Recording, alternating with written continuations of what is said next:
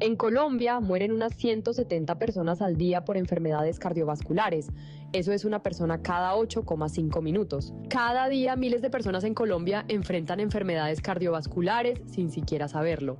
Como profesionales de la salud, tenemos la responsabilidad de movilizar a colegas y pacientes para crear conciencia sobre la salud del corazón. Este año el llamado es claro: mantén el ritmo. Únete al CCE en esta misión. Juntos podemos inspirar un cambio real en la salud cardiovascular. Mantén el ritmo.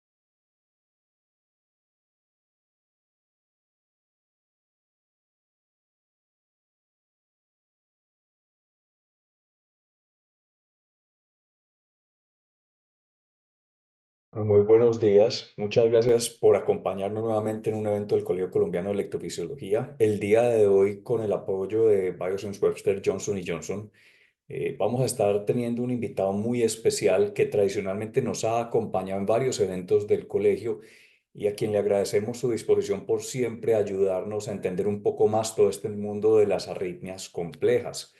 Tenemos invitados en este momento y participantes de toda América Latina, que gracias a todos por estarnos acompañando. Y sin más preámbulos, le doy la bienvenida al doctor Fermín García.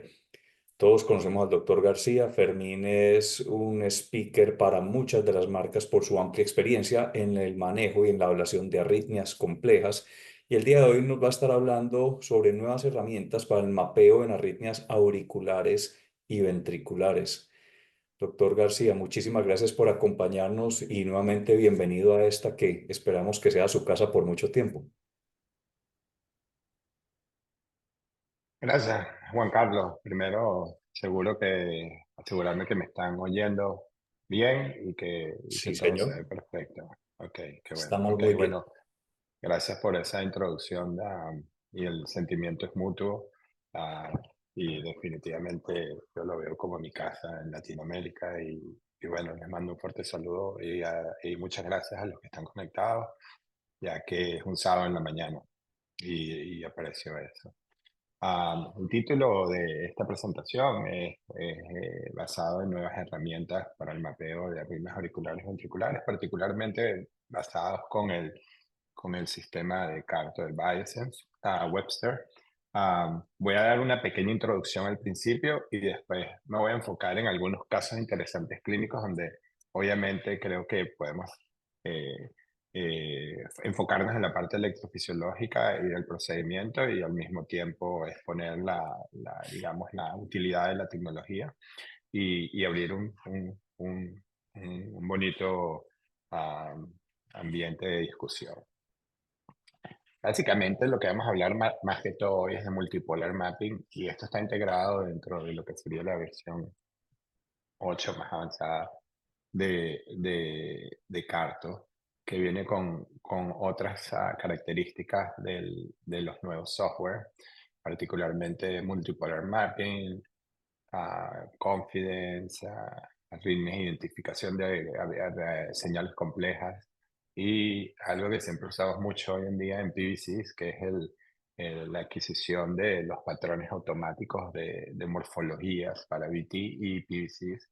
A veces se puede ver bien la onda P, pero bueno, sabe que eso ya es un poco más difícil, pero particularmente para arritmias ventriculares y la nueva utilidad de Carto FAB. Esto es rápidamente a lo que estamos integrando hoy en día y que ojalá pronto tengo entendido que va a también tener módulos para los ventrículos, pero hoy en día basado en la aurícula izquierda y cuando hacemos mapeos de la aurícula izquierda, básicamente esta es la base. Y esto también se aplica de forma manual para los ventrículos a presente tiempo. Y básicamente lo que estamos haciendo aquí, el concepto con que empieza cualquier procedimiento, para mí en electrofisiología es esencial, que es el electrocardiograma, la presentación clínica, la arritmia clínica.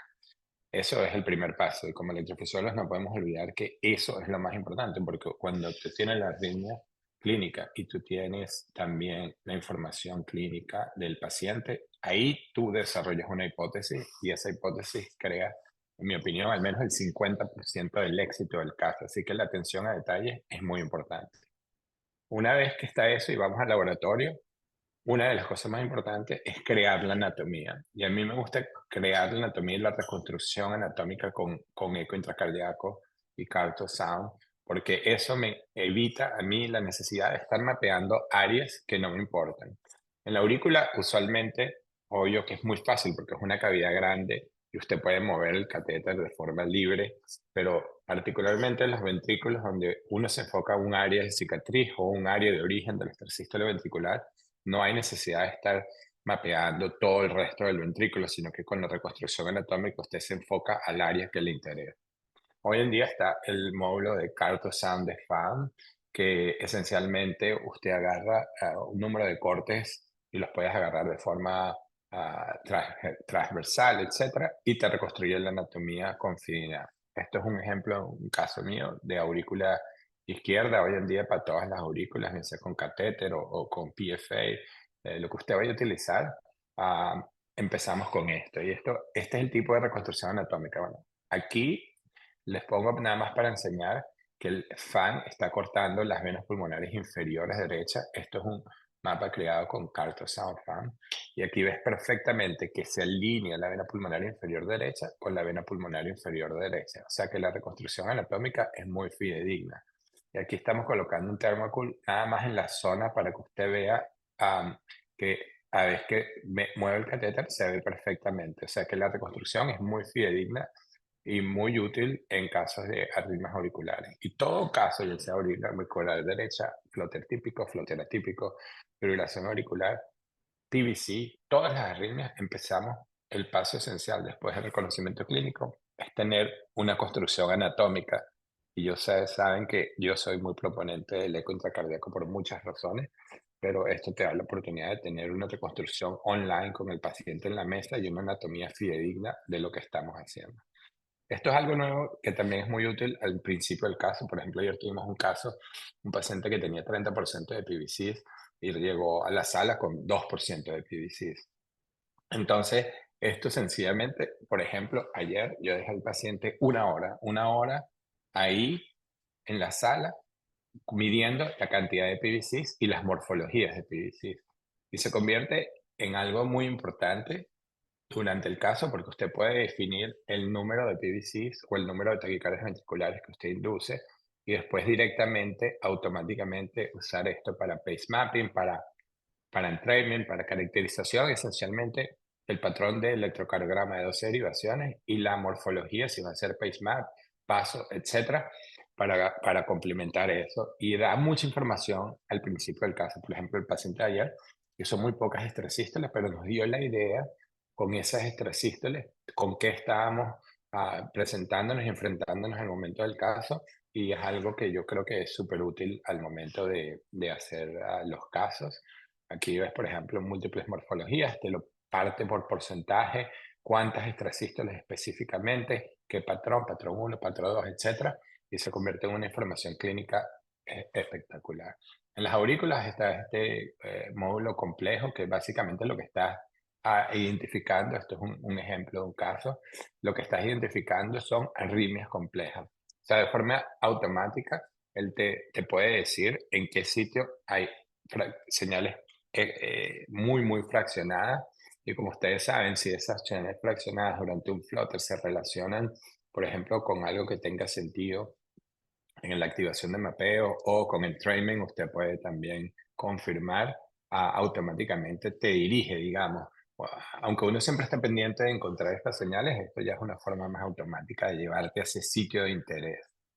Y lo que nos trae hoy, en realidad, a colación es el multipolar mapping, Y el multipolar mapping que vamos a discutir esencialmente es con el catéter de Optrel, que se ha convertido en nuestro, digamos, nuestro caballo de batalla en nuestro laboratorio, reemplazando a otras tecnologías, por diferentes razones, razones a lo que tú te referías, Juan Carlos, de más flexibilidad, digamos, y menos rígido, de tal forma que se conforma mejor a los tejidos y produce menos ectopia, que era una de las razones por la cual esto era demasiado cumbersome, digamos, en el pasado, porque la ectopia ventricular que producía nos daba mucho problema, digamos, ¿no? Am, y entonces aquí tenemos esa nueva feature. Am, el catéter esencialmente, creo que pasé de slide, sí. El catéter esencialmente se comparte de 6 splines paralelos uno al otro. Son muy pequeños, dos French, ¿ok? Y usted puede ver cómo en el sistema de Carto, cuando tú lo ves, está delineado con números, lo cual es importante porque yo a veces digo, estoy encima de un punto de activación o de un punto de electrograma que me interesa y automáticamente mis ojos van y dice, estimula el A4, por ejemplo, y eso se display también en Pruca y tú puedes estimular del polo que más te guste o más te convenga en esa posición del catéter.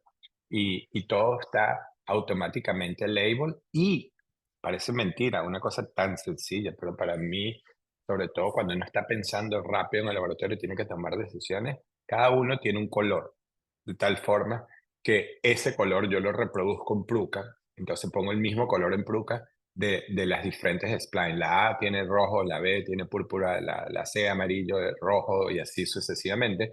Y cuando tú estás viendo esa información en Pruca directamente o en Carto, tus ojos van al mismo color y de tal forma puedes determinar de forma rápida si se trata del A1, el A2, el A3, etcétera. Entonces, visualmente es atractivo desde el punto de vista de entender la localización de los polos y cómo buscarlos de forma rápida para hacer entrainment, para estimular, para identificar la señal de interés. Entonces uno le puede decir, por ejemplo, al ingeniero que te marque esa zona porque hay una señal de interés y después regresas a explorarla en más detalle. Am, tenemos también la funcionalidad de tener los vectores de conducción local, lo cual también te da información importante porque te da la idea de cómo se está propagando la, la, la onda de propagación en la superficie del mapa a medida que tú vas adquiriendo vectores. Y esto es una estrategia nueva y también importante para, digamos, la activación de arritmias sostenidas, etcétera. Am, la direccionalidad en la wavefront, obviamente, también está display en los vectores del catéter y, de cierta forma, tienes la velocidad de conducción dada con diferentes colores que representan la velocidad de conducción digamos, de la onda. No tiene nada que ver con las anotaciones de activación del mapa, pero te da una idea de cómo está yendo y esos son los colores basados en los colores del área. Ah, ah, el grosor de los vectores también te ayuda, mientras más largos son los vectores y finitos, te da una idea de propagación rápida versus propagación lenta. Yo les voy a ser sincero, hay tantas cosas en este sistema que hay veces usted tiene que llegar a identificar las que a usted les gusten más. Porque a veces todas al mismo tiempo uno está viendo los electrogramas, las cosas están pasando tan rápido que a veces es difícil, pero particularmente este me parece interesante porque con esta idea tú puedes decir, bueno, esto es una zona de conducción lenta y aquí tengo unos vectores pequeños gorditos y aquí veo señales de fraccionación. Esto es un área dentro donde se está estampando ese upgrade que me interesa para decidir. Usted también puede crear mapeos de voltaje al mismo tiempo que está haciendo activación y eso también me parece algo útil porque con una pasada ya usted puede tener voltaje y activación al mismo tiempo y lo que nosotros hacemos es que ponemos dos mapas simultáneos uno al lado del otro al momento de hacer y vas agarrando voltaje y activación al mismo tiempo. Bien sea activación de una arritmia sostenida o bien sea que estés haciendo island map o activación, digamos, del sustrato en ritmo sinusal o estimulación. ¿Ok? Y automáticamente, perdón, aquí lo importante es que cuando usted ve eso, donde haya vectores hay señales, donde no hay vectores, usted está en una región, digamos, de voltaje bajo definida por usted mismo en el sistema, bien sea que usted lo quiera llamar un centímetro, un milímetro, o un milivolt o menos en la aurícula, lo que sea, eso te lo representa Aries. Y de nuevo, interesante porque empiezas a ver las zonas de transición, ¿no? Y todo eso es dinámico, ¿no? A medida que usted va, es dinámico y se va integrando.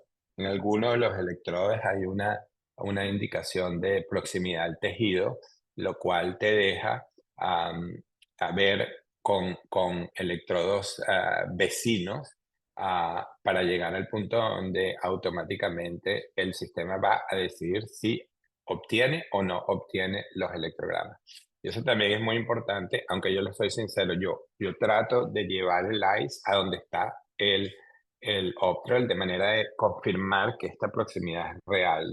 Yo confío mucho en lo que estoy viendo con el ICE y no solamente con lo que me dice el sistema, de tal forma que a medida que yo me muevo, yo voy tocando y yo voy viendo en el ICE, voy tocando, voy viendo en el ICE a ver cómo integro la información de las dos, digamos, de las dos estrategias para que sea un mapa fidedigno, porque a la final del día lo que nos interesa es tener un mapa fidedigno de la activación o del voltaje. La idea del multipolar mapper de eliminar far fields también es muy importante porque a la final cuando hay un far field signal y un near field signal, ¿cuál agarra usted en el sistema? Y obviamente que la anotación debe ser en la señal local. Entonces estos componentes se calculan en el sistema y se trata de que la única información que se obtenga, sobre todo al momento de activación, y esto también es muy importante, en el island mapping de sustrato sea la activación local, no la activación, digamos, de far field, ¿ok? Y el sustrata elimina el far field signal y mantiene la señal de activación, que a la final esa señal local es la que vamos a utilizar digamos, en el mapa inicial. Entonces, con este background, yo creo que la idea era presentar algunos casos interesantes y voy a empezar con un caso complejo de un flóter auricular. Voy a tratar de ser breve en lo que es la presentación. Este es un paciente de 62 años que tiene una enfermedad coronaria, etcétera, etcétera, y un poco complejo, para ser sincero. Este paciente se le habían hecho ya múltiples ablaciones, ¿ok? En el 2019 tenía, digamos, la ablación básica, pero también tenía flotters o PVI, mitral ablation, posterior mitral line, CTI line. ah, Después vino otra vez con un flotter recurrente y era una taquicardia micro reentrada. Otra vez en el 2019 tenía reconexiones. Después le fue bien como por 3 o 4 años y vino para ablación y después el año después de nuevo. O sea, un paciente con, yo diría que enfermedad crónica auricular que tiene arritmias recurrentes y empiezan a salir, digamos, por sitios diferentes. El paciente tiene una historia, yo lo recuerdo desde hace muchos años que vino y venía con flutter auricular y a mí no me gustaba cómo se veía el septo en ICE, del septo ventricular en ICE, y lo mandé a hacer un extracción CAS y tenía una extrusión proximal de la descendente anterior que la identificamos al momento de esta arritmia. Y el paciente continúa con arritmias frecuentes y una carga no muy alta, pero muy sintomáticos y arritmias muy rápidas, documentadas clínicamente. Y lo que vemos es que son flutters, flutters muy lentos, flutters 2 to 1 con una onda P muy lenta. Estos son mapas representativos de lo que fueron ablaciones anteriores y como pueden ver, es un paciente que es recurrente, que es lo que estamos enfrentando hoy en día. Yo tengo un problema con mis fellows porque porque ellos siempre dicen, este paciente viene para un redo ablation, tratando de decir que nosotros somos los que fallamos, porque el paciente viene para un redo. O sea, que es lo mismo de siempre, pero lo vamos a repetir. Y ese no es el caso. Yo creo que una vez que ya empezamos a tener este tipo de pacientes, lo que se trata son de progresión de la enfermedad difusa, etcétera, que los pacientes siguen llegando a esto. Y les voy a abrir otro tópico de pensar, que en arritmias ventriculares es muy frecuente, pero en los virus auriculares no es tan frecuente, que es, seguimos concentrándonos en que las arritmias son endocárdicas. Y seguimos dándole al endocardio, le seguimos haciendo ablación a cualquier tejido en el endocardio que pareciera, este paciente tenía triggers o ablaciones por sitios que ya empiezas a hacer esa auricular roja. Y hoy en día, pues por supuesto que con pulse field ablation va a ser mucho más fácil eliminar toda la aurícula, pero obviamente que a mí me parece que eso no es algo que conduzca a nada productivo, porque una aurícula roja no funciona. Y tenemos que empezar a pensar en la otra dimensión de los algoritmos auriculares que no es tan difícil pensarlo al momento de pensar en arritmias ventriculares, que es el epicardio. Esto lo voy a saltar. Entonces venimos al procedimiento de hoy, que es este paciente, ok, como ya habíamos dicho, con la activación. Y el primer paso, ah, a mí no me gustan los algoritmos, esto está puesto aquí sencillamente por ponerlo, pero a mí me parece que un algoritmo de un flóter auricular 2 a 1 como este, en una aurícula que ya está toda ablacionada, es relativo, porque estos algoritmos fueron creados sobre todo para pacientes que venían por primera vez, sobre todo para arritmias focales. Entonces es muy diferente tener una arritmia focal en un paciente que tiene una aurícula normal versus tener un flutter en una arritmia que ya tiene cicatriz por todos lados de una aurícula, ¿no? Entonces obviamente que es bonito ver la onda P, tratar de pensar que estamos dealing with, y si usted quiere hacer el ejercicio, pues siéntase libre de hacer el ejercicio. Para mí, lo principal es llegar al laboratorio y entender de qué se trata. Entonces, el paso inicial para mí en un flutter complejo, ¿ok? Es decidir si estamos hablando de algo izquierdo, algo derecho o algo en la línea media. Porque de esa forma inmediatamente yo decido. Y la forma básica de hacer eso es sencillamente con dos decapolares. Yo coloco un decapolar en el seno coronario, coloco un decapolar en la aurícula derecha. Y ahí hago entrainment de los dos lados. Aquí podemos ver que este flutter se trata de un flutter que es digamos, de counterclockwise activación en contra de las agujas del reloj en la aurícula derecha, y un flutter distal aproximal en el seno coronario. Entonces esto ya te da la idea de que el flutter obviamente se está moviendo así y se está moviendo así. Entonces, podría ser un flutter de la aurícula derecha, podría ser, pero muy poco probable por la activación. Lo que podría ser es un flutter septal o un flutter de la aurícula izquierda. Entonces, si usted quiere confirmar esto, es muy fácil. Usted hace un entrainment, y aquí vemos entrainment del seno coronario. De forma interesante, la activación del seno coronario proximal y distal son iguales. Entonces, esto es lo que clásicamente, y yo creo que esto es un poco de dogma, para serle sincero, y espero que haya gente joven conectada para que empiecen a pensar que no todo lo que siempre les han dicho es verdad y que hay que definir las cosas de nuevo. Porque esto era lo que nosotros llamábamos mitral flutter, ¿no?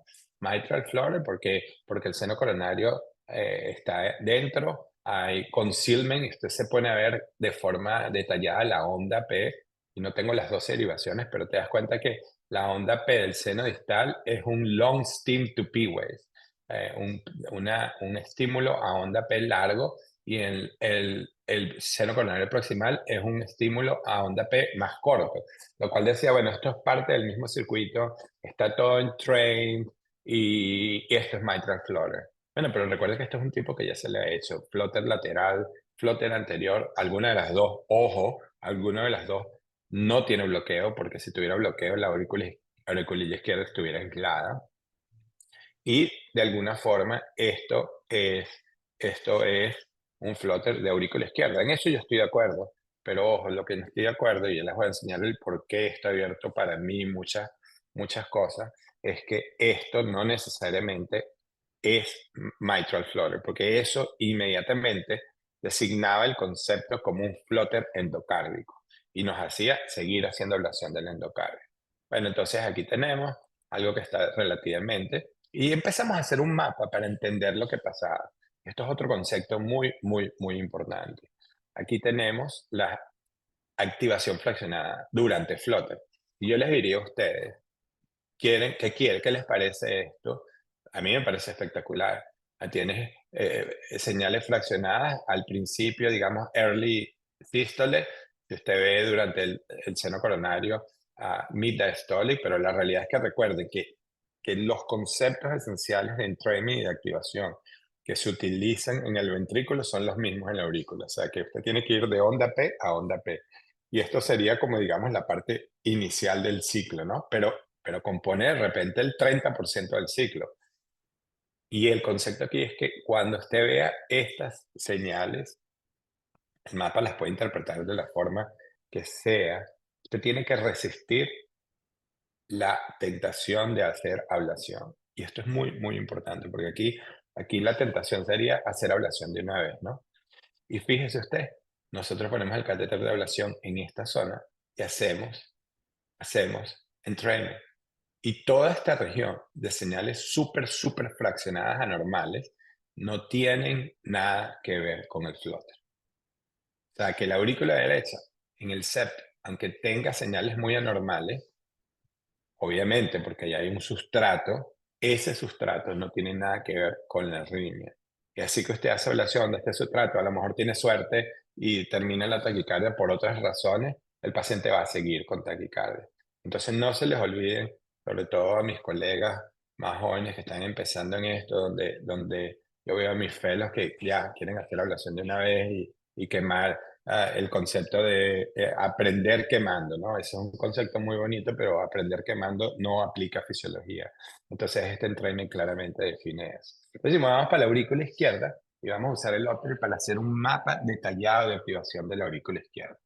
Entonces, en las técnicas mías hoy en día, yo siempre avanzo el catéter de ICE a la cavidad de interés. En este caso, yo vamos a mapear la aurícula izquierda, yo avanzo el catéter a la aurícula izquierda.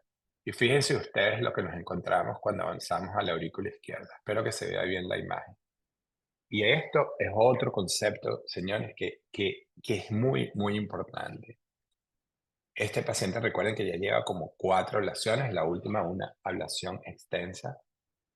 Fíjense en el endocardio la cantidad de trombo que está adherido a la pared en un paciente que está anticoagulado de por vida, en un paciente que toma aspirin and Plavix por los stents. Y sencillamente esto es el resultado de la denudación extensa del endotelio. Así que hoy en día cuando nosotros, y esto usted no lo ve, porque si usted se queda con ICE en la aurícula derecha no lo ve, y si usted pone el Optrel aquí o cualquier catéter, así sea el de ablación, y empieza a moverlo, estos trombos se pueden romper, y estos son los pacientes que se levantan, algunos con dolor de cabeza y otros con sencillamente algún deficiencia neurológico, porque todo el endotelio está lleno de estos trombos. Entonces, obviamente que el mensaje más importante aquí, de nuevo, para generaciones jóvenes, es que hacer ablación indiscriminada en cualquier tejido, particularmente la aurícula derecha o la aurícula izquierda, lo único que conduce, a no ser que usted esté seguro de lo que está haciendo, es a riesgo de complicaciones. Entre ellas, este tipo de complicaciones que para mí es algo que me da bastante miedo porque eso estaba en la aurícula izquierda. Nada, este fue el procedimiento anterior, recuerden, donde se hizo ablación de todas las partes y eso fue lo que resultó. Entonces, ¿qué opción tiene usted en este caso? Bueno, en este caso ya sabemos que el flutter es de la aurícula izquierda, ya sabemos que el paciente ha tenido múltiples flutters antes, sabemos también que el flutter es muy lento, lo cual significa que hay una región del flutter que tiene una conducción muy lenta. La parte diastólica es muy lenta. Entonces viene el concepto de la aurícula también tiene un componente epicárdico, ¿ok? La aurícula también tiene un componente epicárdico. Y es muy posible que en estos pacientes que ya llevan 3, 4 ablaciones y persisten con un flutter lento, que esa activación lenta esté en el epicardio. Y esto es muy importante que lo entiendan hoy en día, porque los cirujanos entienden esto perfectamente. De hecho, esta es la razón por la cual los procedimientos digamos, de ablación surgical, quirúrgica, de fibrilación auricular, no son tan buenos como los procedimientos por catéter. Y esa es lo que da las líneas de adhesión del pericardio. Aquí tienes en la imagen de la izquierda esta línea azul. Esta línea azul representa las adherencias del pericardio. De tal forma que aquí tienes lo que sería el seno oblicuo, la conexión de la aurícula derecha, donde está protegida la vena pulmonar superior derecha, la vena pulmonar inferior derecha, toda la pared posterior real. La pared posterior real no tiene acceso epicárdico, porque estas son las reflexiones del pericardio, lo cual significa que si usted navega el espacio epicárdico en la aurícula, usted solamente tiene acceso a una región limitada en la pared posterior, la cual es el seno oblicuo, y usted tiene la posibilidad de cruzar por el techo en esta zona, a través de lo que es el seno transverso, por debajo de las arterias pulmonares, del lado izquierdo. Usted puede subir por la pared lateral del lado izquierdo, lo que sería la región importantemente de la vena de Marshall, entre la auriculilla izquierda y las venas pulmonares. Usted sube por ahí y ahí tiene la área de la vena de Marshall, lo cual si un paciente no tiene vena de Marshall, usted tiene que eliminar esa zona, usted lo puede hacer desde el epicardio y llega a la parte del techo, que es importante porque esa es la zona de Bachmann Bundle. Esa es la zona de comunicación entre la aurícula derecha y la aurícula izquierda en el techo. Y esa zona es asequible para el mapeo epicárdico. La pared posterior per se no lo es, las venas pulmonares, por eso es que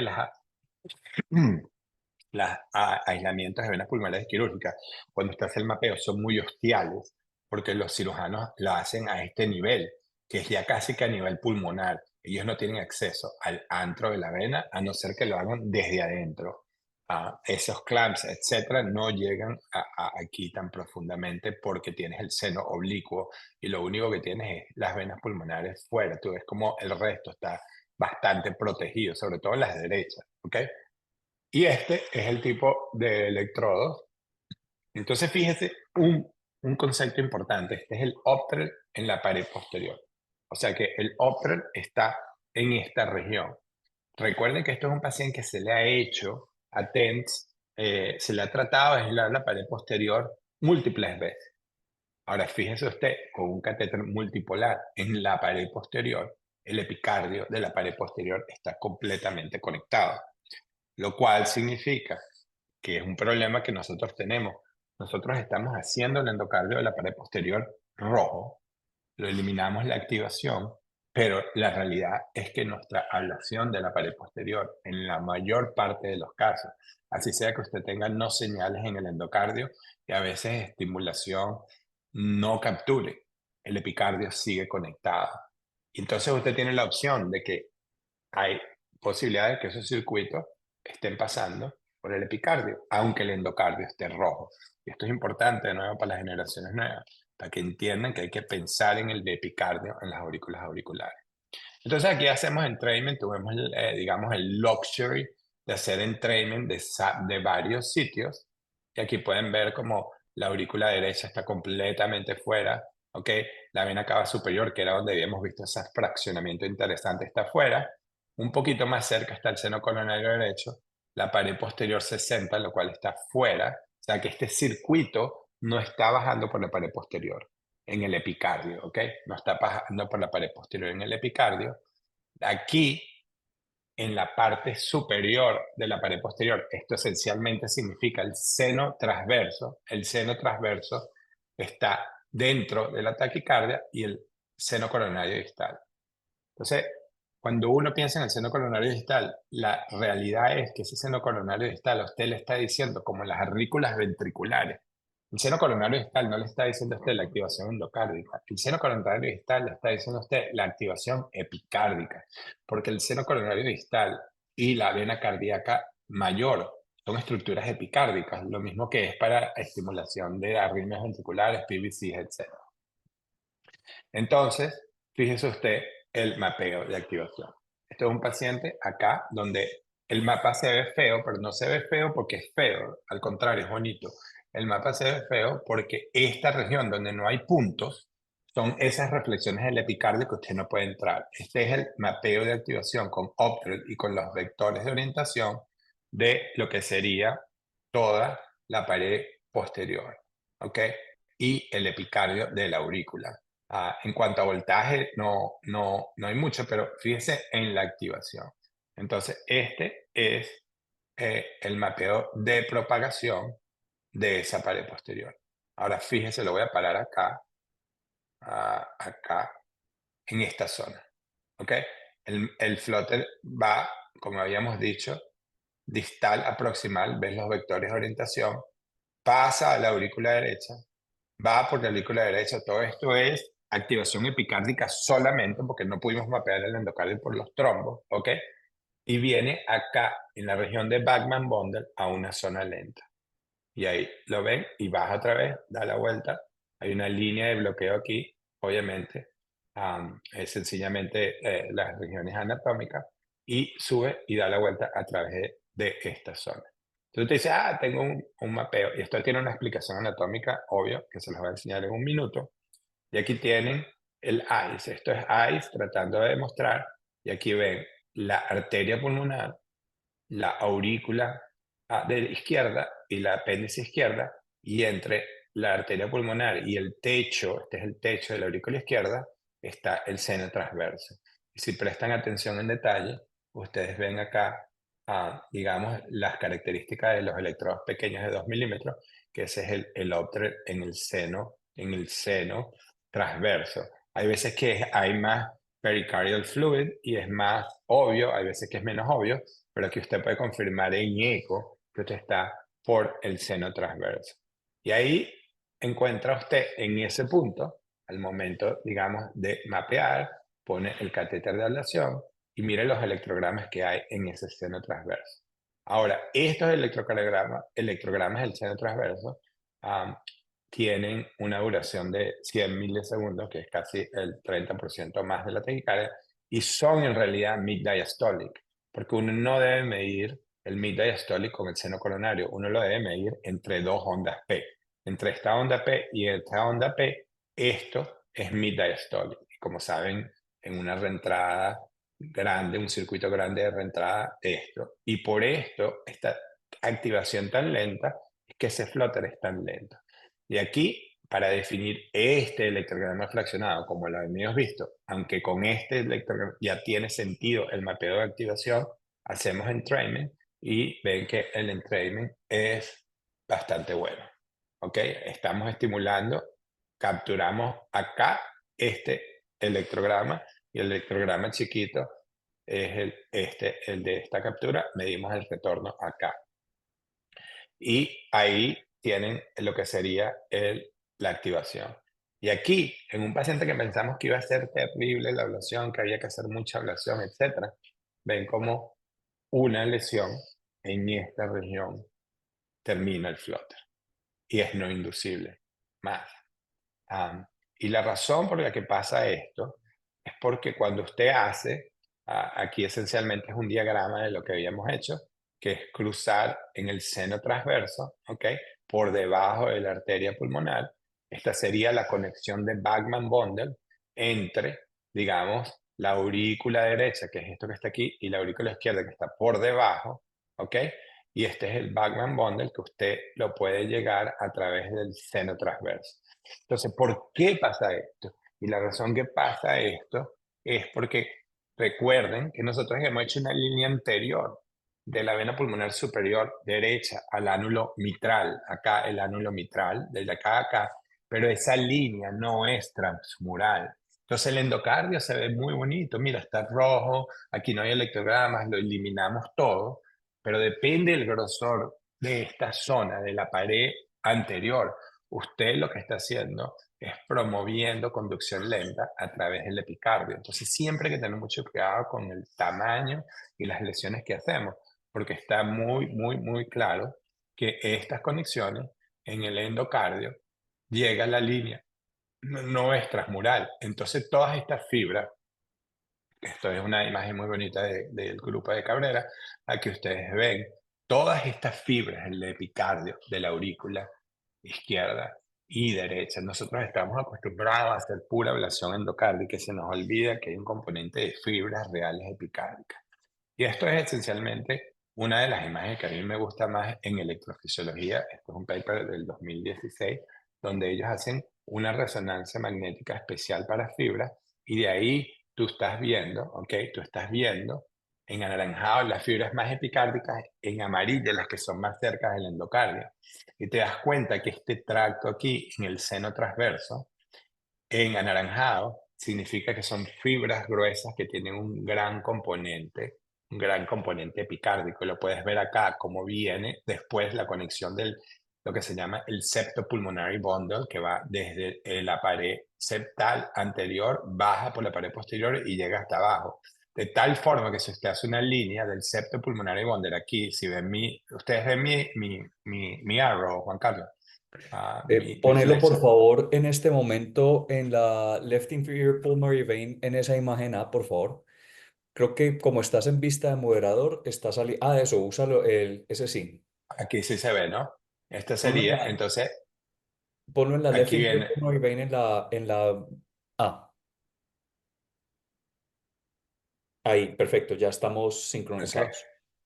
Entonces, aquí lo que estaba pasando, disculpen, sé que lo estaban viendo, en la imagen B, y este es el concepto esencial de anatomía, en la imagen B, tú tienes estas fibras aquí que te das cuenta que vienen del septo hacia la pared posterior. Y en anaranjado te das cuenta que son fibras epicárdicas y en la pared posterior hay más amarillo, lo que son fibras más finitas. En la imagen E, que es esta que está aquí, existe esa conexión de lo que es la aurícula derecha, cruza en la aurícula izquierda y baja hacia la región del vein of Marshall. Este es el Bachmann bundle con las extensiones y la conexión del Bachmann bundle a este otro bundle que es el septo pulmonary bundle, lo cual significa que estas son las fibras, digamos, más importantes del epicardio. Si usted imagina que usted hace una línea, en la imagen E estoy señalando, hace una línea de la vena pulmonar superior derecha y la baja a la mitral. Si esa línea no tiene transmuralidad, usted deja libre una conducción, sobre todo si la línea es casi transmural y usted afecta las fibras epicárdicas de una conducción lenta completa entre la aurícula derecha y la aurícula izquierda. Y eso es lo que promueve este tipo de flutter. Si usted recuerda, cuando nosotros estábamos haciendo esto al principio, uno decía, bueno, hice ya la ablación endocárdica del techo y sigue la arritmia, pero ahora la mapeé y es mejor de la aurícula derecha. Voy a hacer ablación del lado derecho. Entonces te vas de la vena cava superior a la válvula tricúspide. Y ahí terminaba el flutter. Y la razón por qué ahí terminaba el flutter es porque el Bachmann bundle se conecta a la aurícula derecha. Entonces, la realidad es que esto no necesita ablación extensa. Es más, yo promuevo este concepto, aunque les voy a ser sincero, en mi laboratorio, en mi grupo, sigue siendo algo controversial. Pero cada vez que uno hace flutter y sigue viniendo el flutter, sobre todo una línea anterior o una línea lateral, porque usted cree que el vein of Marshall alcohol funciona para, para flutter de la línea lateral. Porque cuando usted inyecta alcohol en el vein of Marshall, usted está haciendo una ablación epicárdica entre la vena pulmonar superior derecha y el apéndice izquierda en esta región lateral. El láser está en la imagen E, ¿ok? Y por eso es que esto funciona, porque usted está haciendo ablación epicárdica y cuando no hay vein of Marshall disponible, pues usted tiene que ir al epicardio para poder hacer esta ablación. Y de paso les digo, hoy en día en mi experiencia con PFA, estas líneas no son transmurales. El flutter se termina y usted aparentemente tiene bloqueo, pero al final del día, cuando uno mapea el EPI, esta región sigue con transmuralidad tal que si yo quiero hacer un bloqueo real, tienes que seguir las mismas técnicas anteriores, que era hacer alcohol o hacer ablaciones del seno coronario. Estas son las fibras del seno coronario. Cuando hay una ablación del seno coronario, no tiene nada que ver con el seno coronario. Lo que estás haciendo es ablación de estas conexiones epicárdicas. Y por esta, en la B, es que la ablación de la pared posterior a veces no es transmural, porque sencillamente estas fibras que bajan del septo pulmonario bundle son muy gruesas y no permiten tener transmuralidad. Este es ahora demostración del bloqueo. Entonces aquí estamos estimulando, ¿ok? Aquí estamos estimulando, digamos, del seno coronario distal a ver cuál es la activación, ¿ok? Y este catéter de ablación todavía está en el epicardio. Entonces, con lo que le estoy tratando de decir en esto, y aquí ven estimulando desde el óptero está en la aurícula derecha, el óptero está en la aurícula derecha, estimulamos la aurícula derecha, va al seno coronario, activa la parte septal del epicardio en la región de Bachmann Bundle y tiene que dar la vuelta completa. Y lo último que se activa es el epicardio lateral a la línea, que sería la parte, digamos, enfrente de la aurícula izquierda. De tal forma que si usted quiere saber si una línea anterior o una línea mitral tiene bloqueo, usted tiene que saber lo que está pasando en el epicardio. Porque para que estas líneas tengan bloqueo completo, tiene que estar bloqueado el epicardio. Algo que es muy difícil definir y podemos hablar en la discusión cómo tratar de hacer eso y hablar de eso. Aquí ven en ritmo sinusal que la activación de la aurícula derecha pasa primero, después va al seno coronario y activa de último la región epicárdica enfrente de la auriculilla izquierda. De tal forma que fíjense, esto está alineado con la onda T, con la onda T del seno. Hay un delay masivo de la parte lateral de la aurícula izquierda. Este es un paciente que después terminó con aislamiento de la aurícula izquierda y fue digamos, a implantación de, de, de un dispositivo de la aurícula, de occlusion de la aurícula izquierda, un Watchman. Um, este sería, digamos, un primer caso. Aquí tenemos otro ejemplo, les voy a enseñar otro ejemplo, en este caso, de un paciente con un flutter, y aquí ya para llegar más específico, esto es un flutter de un paciente con una atriotomía de la pared lateral de la aurícula derecha por cirugía. Y en este tipo de flotas yo sí consigo también que el otro es súper, súper útil. Y esto era lo que le estaba tratando de decir antes en cuanto a la habilidad de hacer mapeo de voltaje y mapeo de activación al mismo tiempo. Hoy en día hay gente que quiere decir que el mapeo de voltaje está obsoleto y que no funciona para nada y que el mapeo de activación y ILAM es lo mejor. A mí me gusta ver las dos cosas porque las integro, no sé, de forma más fácil en mi cerebro. Aquí ustedes tienen un paciente que tiene un flóter incisional, te das cuenta de la incisión, digamos, en la pared lateral de, de, acá, digamos, de la aurícula derecha y la activación del flóter que pasa a través del ángulo mitral, sube del ángulo tricuspidio, sube y vuelve a bajar por la pared más cercana a la vena cava, a la región intercaval bundle, digamos. Y este es un flutter que, bueno, ya con esto ya tú sabes que para eliminar este flutter, la activación más temprana en esta zona terminó el flutter en la parte tricuspidia, pero como sigue activación de la pared posterior, pues uno puede reforzar esa línea, etcétera, lo cual se convierte en algo bastante útil de verlo de esta forma y analizarlo. Voy a cambiar un poquito de tema, a presentar un par de ideas en pacientes con arritmias ventriculares. Esto es un paciente que es referido por arritmias ventriculares muy rápidas, taquicardias ventriculares muy rápidas y fibrilación ventricular.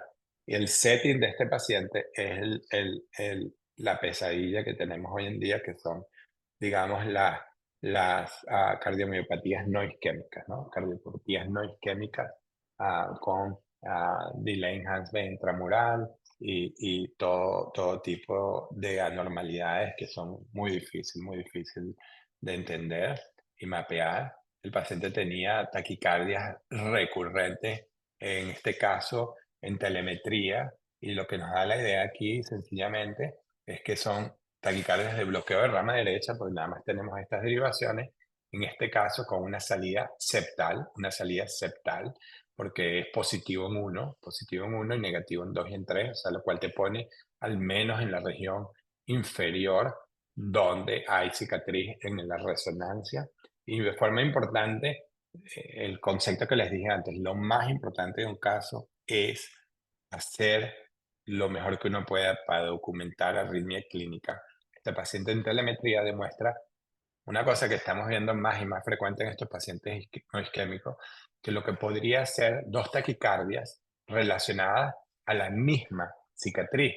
Tienes una taquicardia de rama derecha, eje superior positivo en una, y una taquicardia de rama derecha, eje inferior negativo en uno. Entonces aquí uno se empieza a imaginar, bueno, sería posible que estas taquicardias con una longitud de ciclo similar, una esté saliendo por debajo del anillo mitral y otra salga por arriba del anillo mitral. Al menos nos localiza a esa región, ¿no? A esa región del anillo mitral. Aquí vemos extrasístoles que tenía el paciente al momento de llegar al laboratorio y de forma importante, eco intracardíaco. Eco intracardíaco para mí es esencial. Aquí pueden ver en, en este eco cómo hay en la región lateral del ventrículo, ¿ok? En la región lateral, no se lo puedo enseñar el pointer, pero si ven la segunda imagen, está el músculo anterolateral papilar y está la base del ventrículo izquierdo. En la base del ventrículo izquierdo, aquí donde está el láser, hay un componente endocárdico e intramural, y por debajo de eso, en el epicardio, hay una región totalmente que se ve, digamos, más ecodensa, lo cual sugiere que hay presencia allí. Hacemos un venograma sencillamente para ver qué tipo de venas tenemos, etcétera, y estas son las conexiones venosas. A mí me gusta mucho mapear el sistema venoso, como ustedes saben. En este caso era un poco complejo por el tamaño de los senos coronarios. Y aquí tienen al principio un mapeo del ventrículo derecho, lo cual es totalmente normal. Y vamos a mapear el epicardio del ventrículo izquierdo. Hicimos mapeo endocárdico del ventrículo izquierdo por igual. Y fíjense esto. Esto es ahora mapeando el epicardio del ventrículo. Aquí tienen, perdón, el mapeo digamos, del normal. O sea, si usted fuera a hacer ablación endocárdica, usted diría, bueno, ¿dónde voy a hacer ablación endocárdica? Entonces fuimos al EPI y en este caso empezamos con un decanal, que era lo que estábamos utilizando antes. Y el concepto aquí que les quiero transmitir con este caso clínico es la importancia del tipo de herramienta que uno usa para definir sustrato. Esto era el mapeo de voltaje y de activación en la pared lateral del ventrículo izquierdo con un decanal. ¿Ok? El paciente era inducible y nosotros decimos, ¿sabes qué? Esto no me gusta mucho. Este mapa no tiene mucho sentido. Aquí tenemos unas áreas de repente pequeñas en la pared lateral, digamos, pero nada así significativamente tardío. Y vamos a hacer un mapa con Optred, porque acá vamos a empezar a usar Optred y vamos a hacer un mapa con Optred. Estos son el tipo de señales con Optred. Este es el mismo paciente, la misma localización que le enseñé con el Decanat, y estas son las señales ahora con el Optred. Y ustedes pueden ver completamente diferente las señales con la tecnología. De tal forma que los mapas van a depender de las herramientas que uno utilice. ¿Ok? En este caso, conseguimos en toda esta región áreas de conducción lenta, áreas de fraccionamiento, que si bien es rojo en la parte de arriba y rojo en la parte de abajo, lo cual podría representar sencillamente la presencia de grasa, esto es un mapa completamente diferente a lo que sería el mapa con Optral. Y ven ustedes aquí áreas de bajo voltaje, pero con potenciales que son relativamente tardíos.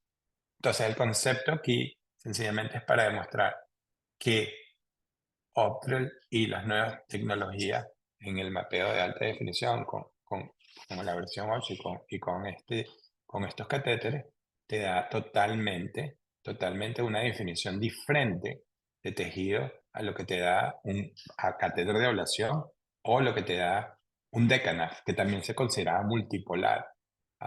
En este caso, que tienes la relación del endo con el epi, ¿ok? Aquí ven los dos mapas, endo con epi. Aquí era ablación que se había hecho en el endo para tratar de penetrar esa zona de cicatriz basal, pero la realidad es que a la final del día, la área que más nos interesaba, que era el área epicárdica, ¿ok? Y fíjese, el paciente estaba teniendo extrasístoles de esta zona, que eran muy similares, ¿ok? A las extrasístoles que causaban la taquicardia ventricular, a la extrasístole que causaba el flutter ventricular. Y miren la activación. Esto es el tipo de electrogramas que nosotros estamos buscando. Un potencial relativamente, digamos, un lava, por no definirlo de otra forma, no es muy tardío, pero que se revierte al momento de la extrasístole. Esto es un área, obviamente, de interés. En esta zona decidimos hacer ablación y lo ven aquí en el eco intracardíaco. Ven el punto verde en el eco intracardíaco, en la zona epicárdica de esa región que nos interesa. Aquí sencillamente les enseño conceptos básicos para hacer ablación en esta región, que es que el catéter de ablación tiene que tener el vector de orientación hacia el corazón, y lo ven claramente en el cuadrito de abajo, ven como el eco, y a mí me gusta poner el eco intracardíaco a nivel de la punta del catéter, porque ustedes saben que en CartoSound, cuando el fan corta la punta del catéter, te da un puntico verde, y ahí lo ven en el ICE arriba, cuando el CartoSound corta la punta del catéter, usted el punto verde, y el punto verde está en el corazón, que es exactamente el tejido que usted quiere hacer la ablación. Bueno, este es el set de lesión en el área de cicatriz, que esencialmente lo conseguimos durante ese mapeo con Optral, que no lo habíamos visto de otra forma. Esto fue un fenómeno interesante. Estamos haciendo ablación de esa área donde estaba el PVC. El paciente tiene un PVC del que les enseñé que era temprano, y ese PVC induce fibrilación ventricular. De nuevo, el concepto es que identificar el sustrato con este tipo de catéteres obviamente tiene más ventaja que hacer sustrato con tecnología bipolar, etc.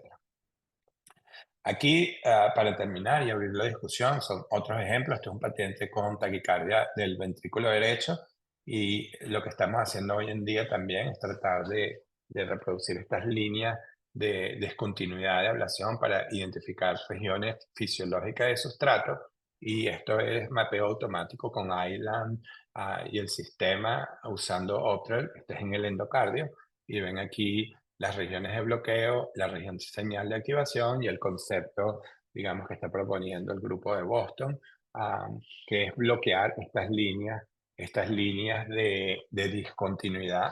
El sistema te las marca. Esto es con el software de CartoSound, donde hacemos el mapeo del área de potenciales tardíos, y te los identifica, te da la activación, y estas líneas de discontinuidad se marcan en rojo, y después uno puede diseñar de repente.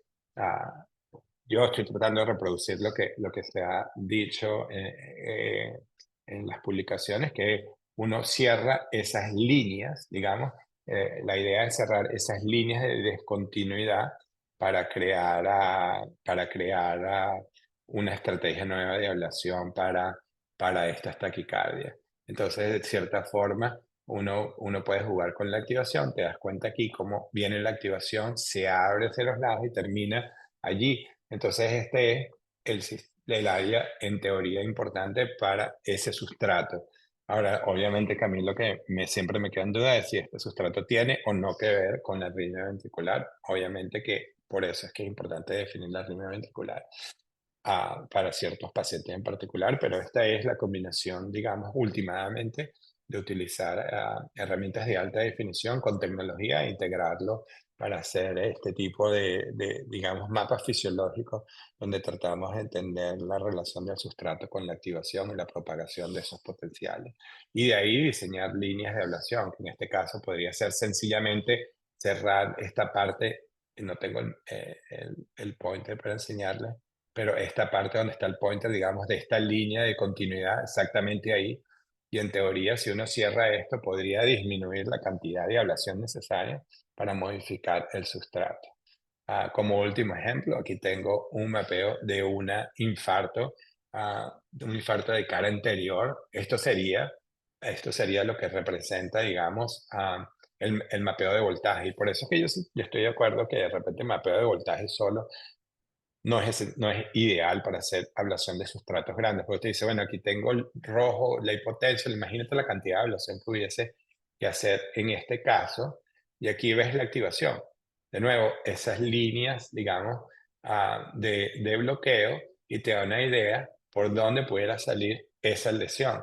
Entonces, en vez de quemar toda la cicatriz, podemos diseñar áreas más pequeñas de ablación. Y aquí ves lo mismo, aquí te estoy poniendo, digamos, los potenciales tardíos que está identificando el sistema, y esto sería el mapeo de voltaje tradicional y el mapeo, digamos, de esta región donde pareciera que viene por acá la waveform de activation y sale por acá y sube hacia arriba, de tal forma que una estrategia pues, sencillamente eliminada. Usualmente también marcamos la zona de conducción, en este caso estos puntos amarillos. Una vez que tú pones el Optrel en esa región, ves el His y lo marcas y te queda claro el His cloud, digamos, del paciente para tratar de evitar ablación, digamos, del sistema de conducción, aunque un caso como este, obvio que es muy difícil llegar a preservarlo por completo. Entonces, no sé, Juan, lo dejamos acá y estamos dispuestos a abrir la discusión y a tomar preguntas.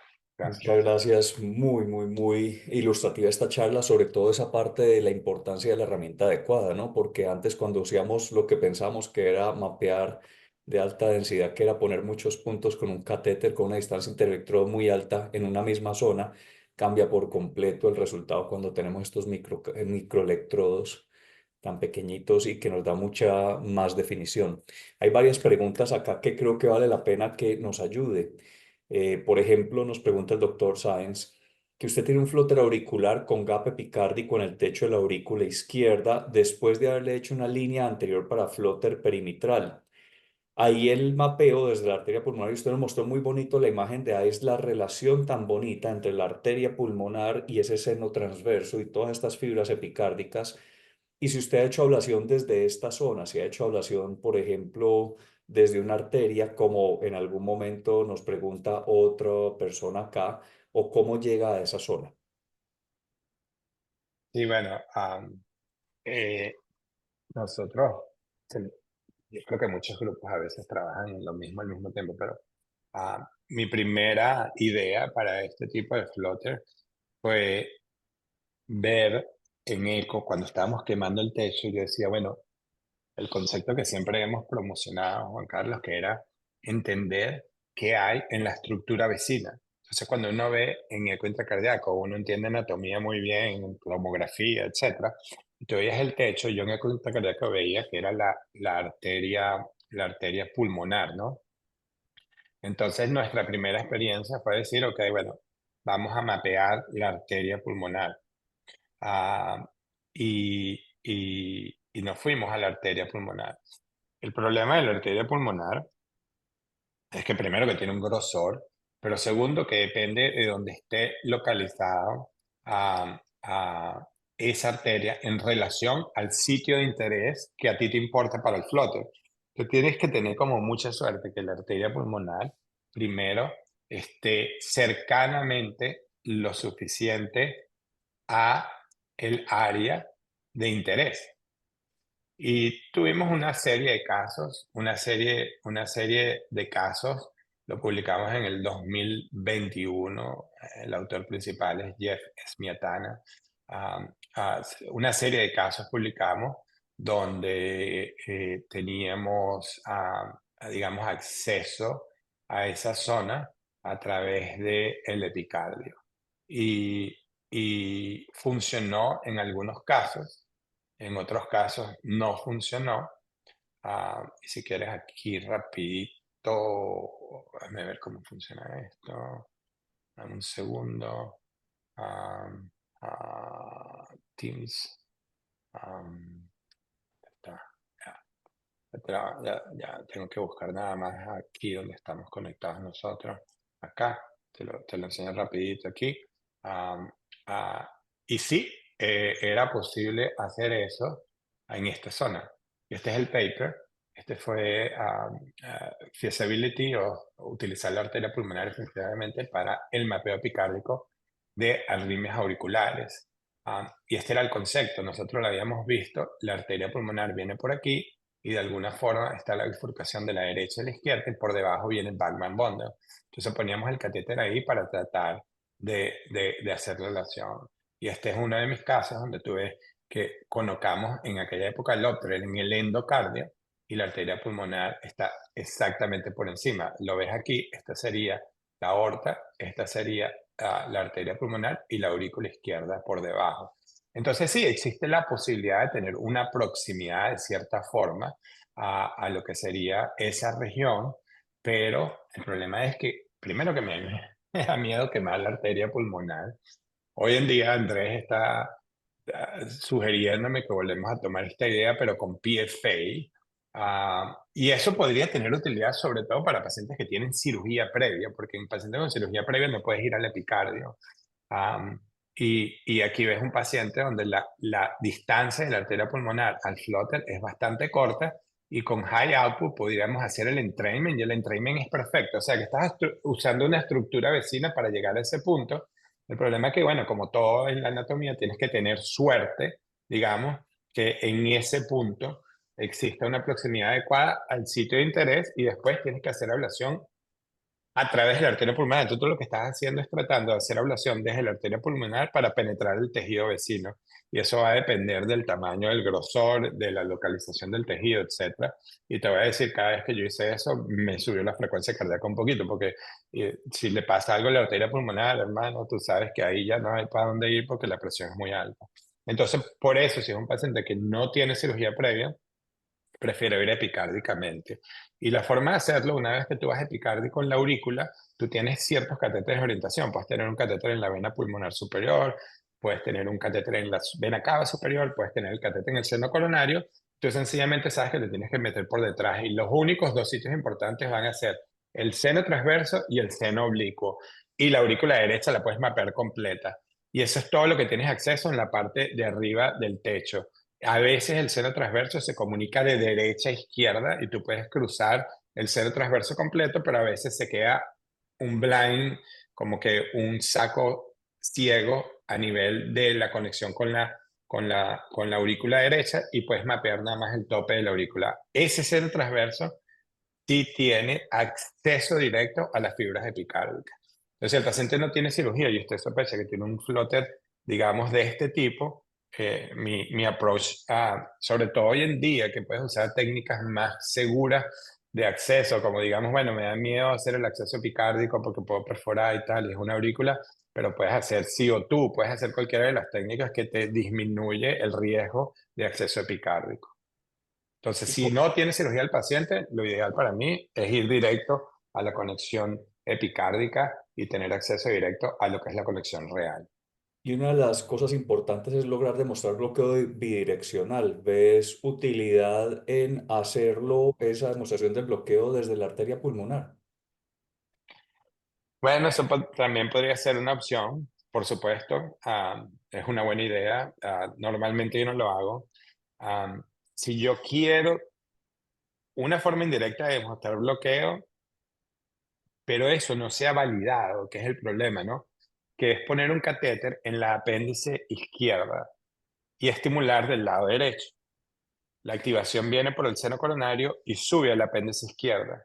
Como yo te enseñé el bloqueo real, en este caso, del área epicárdica, la activación de ese punto epicárdico caía en el QRS a nivel de la onda T. El concepto que se ha utilizado es que pones un catéter en la apéndice izquierda y cuando tú estimulas, ¿ok? Cuando tú estimulas del lado derecho, esa apéndice izquierda está a nivel de el QRS. De tal forma que en el endocardio, a lo mejor que esa activación llegue al apéndice izquierda es suficiente, pero no lo sabemos. Entonces, hay veces que yo lo he demostrado. Lo que pasa es que, Juan Carlos, hay que también poner un punto de practicidad, porque mientras más uno trata de hacer cosas, más prolonga el procedimiento, ¿no? Claro que estos son pacientes que llevan 3, 4 procedimientos o 2, 3 procedimientos que sería ideal dedicarle el tiempo necesario para tratar de resolverlo. Pero si usted quiere demostrar bloqueo epicárdico real, por eso te digo que el seno coronario, si está muy arriba, es epicárdico, eso te ayudaría. O si tienes la oportunidad de poner una guía o un catéter en el vein of Marshall, porque si tú pones algo arriba en el vein of Marshall, eso es puro epicárdico y ese sería el punto más tardío que tú necesitaras de activación. Yo te puedo enseñar ejemplos donde tenemos algo en el vein of Marshall y una vez que esa línea tiene bloqueo, el vein of Marshall viene después del seno coronario distal y eso te dice que tienes bloqueo real epicárdico. Pero ese es el problema de todas estas líneas sin mapear el epicardio, que cómo sabemos que en realidad esa línea tiene bloqueo, porque el endocardio es muy fácil. Una vez que usted elimina los electrogramas en el endocardio, el área esa va a parecer tardía, pero tú no sabes lo que está pasando fuera. ¿Cómo obtienes el acceso? O sea, ¿le reviertes la anticoagulación o cuando dices voy a entrar de una sola a hacer un acceso epicárdico desde antes de entrar? ¿Cuándo defines eso? Esa es una pregunta excelente. Bueno, todo depende. Yo como soy uno de los pocos que hace esto en mi grupo, siempre tengo que andar con pensarlo, qué voy a hacer, aunque yo hago lo que yo me siento autónomamente, pero todo el mundo siempre te puede criticar o la realidad es que si pasa algo malo, va a haber un montón de gente que te va a decir que eso no era necesario, aunque nosotros sabemos que es necesario, porque no mucha gente lo hace. Entonces, si lo vas a hacer durante un procedimiento, yo sigo pensando que si uno va a hacer una punción epicárdica y el paciente está coagulado, hay que revertirlo.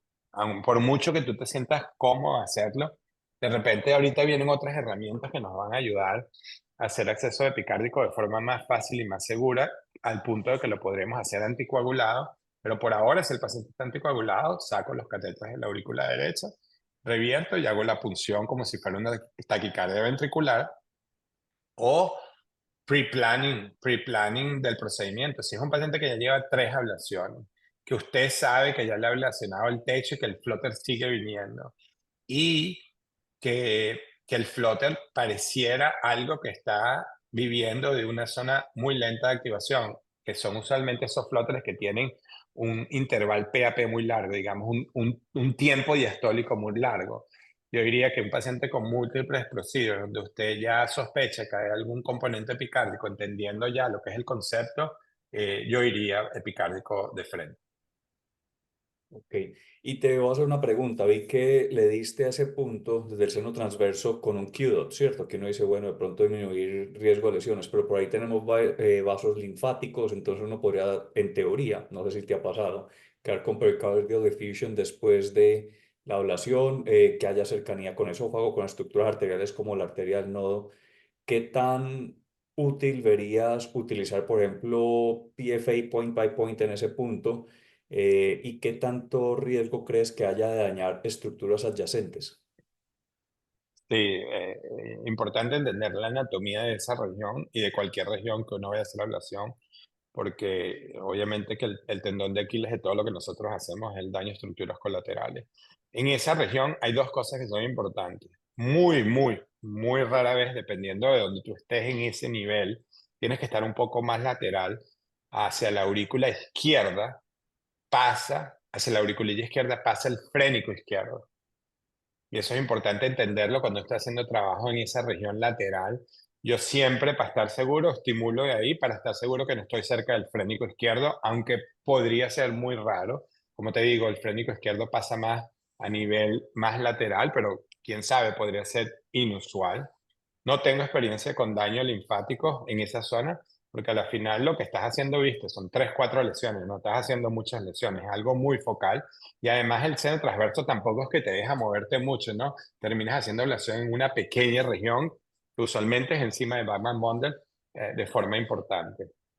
Ah, el daño principal que no lo vas a saber hasta que lo hagas de cualquier línea. Esto también puede pasar con una línea endocárdica, que es que hay veces, como dices tú, la rama de la arteria del nodo sinusal, en vez de salir de la coronaria derecha proximal, sale de la circunfleja y sube por el techo.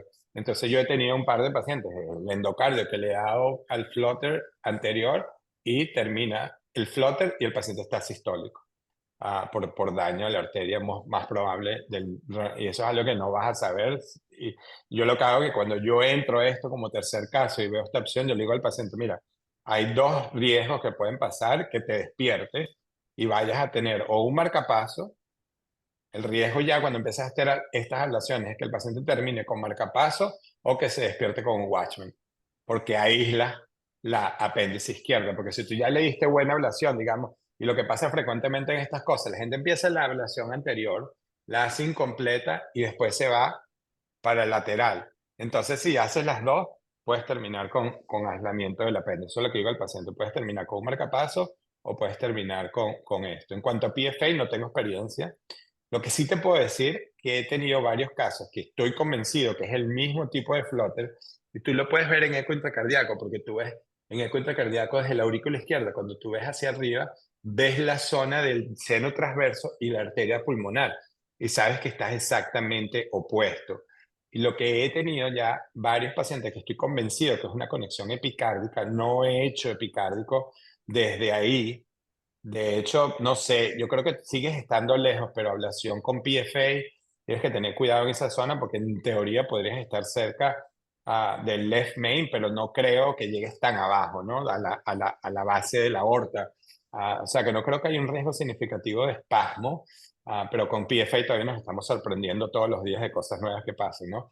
Pero lo que te iba a decir es que lo que sí he visto es que tengo la sensación de que es posible, esto tampoco se ha demostrado, que con PFA hayan lesiones más transmurales. Entonces, tú ves que conectas el PFA desde el endocardio y un flote que tú sospechabas que era epicárdico porque no hay nada en el endocardio, pero yo sospecho porque la activación o a far field o lo que sea, haces ablación del endo y se elimina, digamos, el flote y hay bloqueo diseñado, como te lo estoy diciendo, lo que tenemos hoy en día sin ir a EPI. O sea, que podría ser que, como dices tú, esto sea un acceso interesante para punto a punto de catéteres con PFA o con catéteres más focales, igual de PFA, hacerlo en el endocardio. A mí lo que no me gusta es hacer con herramientas que tengan un footprint grande, como Parapulse, en esta zona, porque siento que estás destruyendo mucho más tejido del que necesitas hacer ablación. O sea que esto para mí es el futuro de tener catéteres con PFA que sean más focales en esta región, ciertamente. Y en cuanto a las PVCs, para que pasemos un poquito a las VT ablations y PVCs y todo esto, ¿crees que valga la pena seguir mapeando punto a punto o nos vamos a un catéter de alta densidad como Optrel o usamos, por ejemplo, punto a punto pero con QDOT que tiene microelectrodos? ¿Cuál creerías que podría ser una buena estrategia? Esta es una buena pregunta, porque obviamente esto es una charla de múltiples electrodos, pero depende. Una cosa que es verdad, y que es lo que tú dijiste, estas herramientas son más flexibles y causan menos irritación al momento de mapear el endocardio, pero la realidad es que sigue causando irritación, sobre todo cuando te metes hacia el tejido fascicular y encima de los músculos papilares, etc. Am, yo diría, Juan Carlos, si es para PVC focales, depende del sitio. Depende del sitio, tú diseñas la estrategia. Por ejemplo, en el ventrículo derecho sería muy útil usar esta herramienta. En el ventrículo izquierdo, en ciertas zonas, Pero cuando empezamos a hablar, por ejemplo, de LV Summit, que sabemos que ya son regiones intramurales o epicárdicas, uno puede hacer el mapeo del endocardio de forma rápida con punto a punto, o si quieres poner un Optel también, pero ahí no va a haber nada temprano. Entonces, yo creo que sí, las herramientas son útiles para hacer un mapeo más rápido de una región anatómica. Yo no hago mapeo de toda la región, yo hago mapeo de la región que me interesa basado en la reconstrucción con eco intracardíaco. Y ya sabes, hay sitios donde tú no vas a encontrar nada endocárdicamente temprano. Entonces yo creo que a este punto viene un balance de cuánto te da en realidad utilizar herramientas más complejas versus entender el tipo de extrasístole o de arritmia que tú tienes enfrente, donde ya tú sabes que muy probablemente en el endocardio. Entonces se combina con las otras estrategias, como mapeo venoso, mapeo de venas septales, para definir el síndrome. Entonces, a la final del día, las herramientas sí ayudan, pero las herramientas no resuelven la anatomía. Tú tienes que entender qué es lo que estás mapeando, de tal forma que si tú vas a hacer un LV Summit y mapeas 3.000 puntos en el endo, vas a tener que aplicar en zonas donde a lo mejor no tenías que aplicar porque el mapeo de activación no va a ser tan producible. Y eso es algo que las herramientas no pueden superar, que es el entendimiento anatómico de la base fisiológica de las arritmias. ¿Vos has tenido la oportunidad de manejar tanto HD Grid, que es un catéter pues, con menos electrodos, como el Optrel? ¿Ves alguna diferencia en los algoritmos que manejan, en la definición que tienen, en las herramientas adicionales que dan? Eh, He usado los dos, pero no elijo la tecnología que voy a usar basada en el catéter, lo elijo basado en el conjunto. Yo, por la integración con Eco y lo avanzado que es el Eco de Biosense comparado con las otras tecnologías, am, incluyendo que las otras tecnologías ya están empezando a usar alguna integración de Eco, yo siento que al final del día los dos catéteres son similares en cuanto a maniobrabilidad. De repente el otro es un poquito más flexible, pero igual, son igual de flexibles y de localización. Y yo lo único que creo que de repente Biosense, porque ha venido un poquito después al mercado con los sistemas, todavía le falta mejorar un poco lo que es la parte de Island, pero han hecho un progreso muy grande desde que salió esto desde el principio, al punto que puedes hacer estos mapeos de activación ventricular tan eficientes como lo que fue demostrado en el pasado con, con, con la experiencia inicial de Rod Tong, etcétera, que más que todo era con Out, ¿no? En sus publicaciones. Hoy en día creo que son equivalentes en cuanto al software. Siento que las herramientas, desde el punto de vista práctico, son muy parecidas. De repente hay algunos pequeños detalles, digamos, técnicos, uno versus el otro, pero desde el punto de vista práctico, para mí como electrofisiólogo, son equivalentes. Y dadas todas las otras características que vienen con el sistema, yo uso más que todo los productos y el sistema con CART. Nos mostrabas Yo ahorita creo un... que a la final del día, Juan Carlos, es lo que tú te sientas cómodo, ¿no? Es con lo que tú te sientas cómodo y lo que más te gusta. Una cosa que iba a decir que se me olvidó, cuando me preguntaste lo de transmurialidad o la aplicación de PFA, hay alguna experiencia que Rod Tong en Arizona ha tenido, donde han hecho ablación del endo con PFA y un catéter multipolar en el EPI y han demostrado de forma aguda que la ablación es transmural, de tal forma que haces ablación del endo y eliminas los potenciales en el EPI en la pared posterior. O sea que de repente lo que tú dices es verdad, de repente, pero claro, eso es de forma aguda, no sabemos qué pasa a la semana o al mes, ¿no? Obviamente que tiene sentido con la biofísica de PFA y que tú hagas una ablación de la pared posterior y todo quede, digamos, silent, pero no sabemos si eso significa que es sencillamente un efecto transitorio o un efecto permanente de que ablación endocárdica afecte las fibras al epicardio. Eso yo creo que no está claro todavía. Ese es un punto importante, ¿no? Que inmediatamente hay mucho stunning alrededor en zonas que no tuvieron electroporación irreversible y entonces los mapas pueden quedar mucho más bonitos buscando eliminación que lo que uno va a ver después. Eso tiene mucha relación con algo que nos estuviste mostrando y es como aún estimulando con alta salida, yo puedo no encontrar conducción en una zona, pero posteriormente yéndome EPI, encontrar allí. Para demostrar bloqueo direccional, ¿ves utilidad de utilizar alta salida para tratar de capturar fibras epicárdicas o crees que no va a tener mucha utilidad? Sí, para mí ese es el signo hoy en día más importante, que es cuando entonces ablación de la pared posterior, tú estimulas, digamos, salida normal, salida baja, y no tienes captura.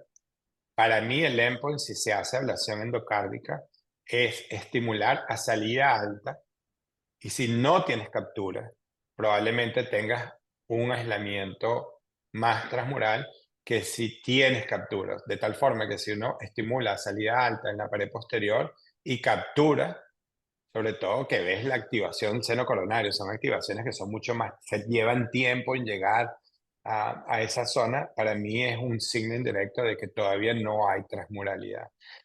Entonces, hoy en día, para mí, cuando yo hacía RF en la pared posterior, tenía que llegar al punto, pero el problema era que eso entonces empieza, para llegar al punto de no capturar con salida alta, empiezas a tener las consideraciones del riesgo-beneficio y qué tanto puedes aplicar RF del endocardio sin tener un daño colateral, particularmente daño esofágico. Lo que sí te puedo decir con PFA hoy en día, todas las veces que hago aislamiento de la pared posterior, estimulo con salida alta y no capturo.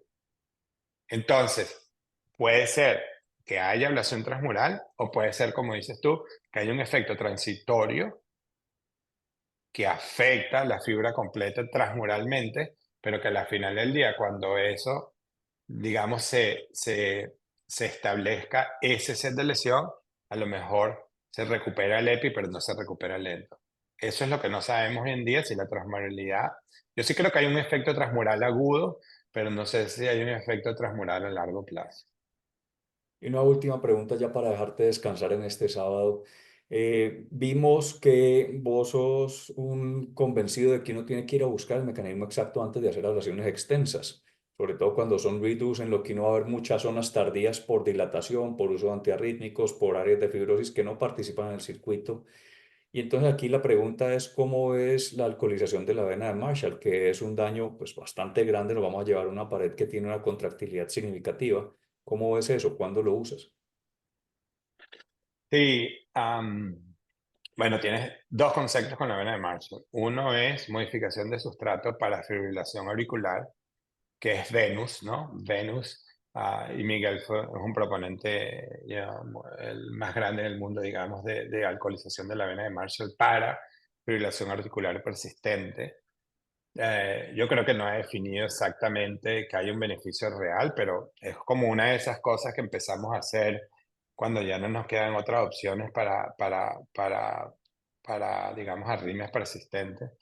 Am, para Flutter específicamente, yo creo que sí hay un mecanismo real porque estás haciendo ablación del epicardio un poco más abajo de donde haría la ablación arriba, en esa fibra, sin tener que ir al epicardio. Obviamente que para hacer la ablación de la vena de Marshall, estamos asumiendo que hay una vena de Marshall. Am, yo diría que hay un porcentaje de casos, para mí un 30% de los casos, la experiencia de Miguel menos, pero para mí al menos un 30% de los casos, que no hay una vena de Marshall que sea adecuada para hacer inyección. O sea, que tienes que estar preparado para eso. Y yo creo que es lo mismo que hacer alcoholización de una vena septal, ¿no? Si tú te acuerdas, el concepto inicial era con un balón, pero más que todo para proteger el reflujo de alcohol hacia el seno coronario. De tal forma que tú estás haciendo una ablación extensiva a donde hubiese un territorio que drene esa vena de Marshall. Y hay venas de Marshall más pequeñas, hay venas de Marshall más pequeñas, hay unas más grandes. Hay venas de Marshall que se conectan con la circulación dentro. O sea, que tú dices inyección en la vena de Marshall y tú ves burbujas en la aurícula izquierda. Yo no sé si ustedes han visto eso, pero pero yo creo que la variabilidad anatómica es muy grande para definir exactamente, pero ciertamente estás haciendo una ablación en ciertos casos bastante grande, pero en la mayor parte de los casos, al menos sin hacer mapeo epicárdico, en eco intracardíaco pareciera una región bastante limitada, lo que es esa región, digamos, cercana a la auriculilla izquierda, vena pulmonar izquierda, y lo puedes ver en ahí, se ve como una zona blanca en esa región del epicardio. Yo creo que a la final del día, si es una opción para un paciente con flote recurrente, donde necesitas tener una ablación ya definida, es aceptable de cierta forma, digamos, la dimensión de la lesión por alcohol. Pero hay veces que tú haces lesión por alcohol y haces nada más ablación de la pared lateral y aíslas la vena, aíslas el apéndice, lo cual significa que estás haciendo inyección de alcohol hasta la parte superior, y nada más tienes una línea inferior. O sea que estoy de acuerdo y el problema yo creo, Juan, es muy difícil cuantificar el daño que va a causar la lesión. Yo creo que de forma indirecta, si tienes una vena de Marshall muy, muy grande en la venografía, tienes que prepararte no solamente a inyectar, pero a inyectar más alcohol para tener un efecto, porque se distribuye. O estos son casos en que, claro, se convierte ya en algo técnicamente en mis manos muy difícil, que es hacer doble canulación de balón para tratar de limitar el efecto del alcohol. Pero para mí eso es algo, técnicamente poner dos balones en esa región, me parece que es algo difícil. Bueno, doctor García, muchísimas gracias por acompañarnos. Como siempre ha sido un gusto aprender de su experiencia y esperamos que nos pueda acompañar en febrero en el evento del colegio. Muchas gracias a la gente de Johnson Johnson por esta oportunidad de tenerlo acá. Bueno, Juan Carlos, gracias, gracias a Johnson y gracias al colegio por la invitación. Y bueno, un saludo veo que hay conectados muchos compañeros, amigos de Latinoamérica. Te felicito porque veo que, que digamos, tu captura va más allá de Colombia y es algo que tú sabes que yo siempre he estado pro participación en toda Latinoamérica y me gusta mucho que este foro, especialmente un sábado en la mañana, haya llegado a tantos países. Y te felicito por ese esfuerzo y ojalá que sigan adelante y siempre estoy a la orden para lo que quieran. Muchas gracias, por acá lo esperamos. Un abrazo. Saludos a todos y un abrazo a todos. ¿Ok? Un abrazo, que tengan muy buen día. Chao. Gracias a todos por Hasta luego. acompañarnos. Ok.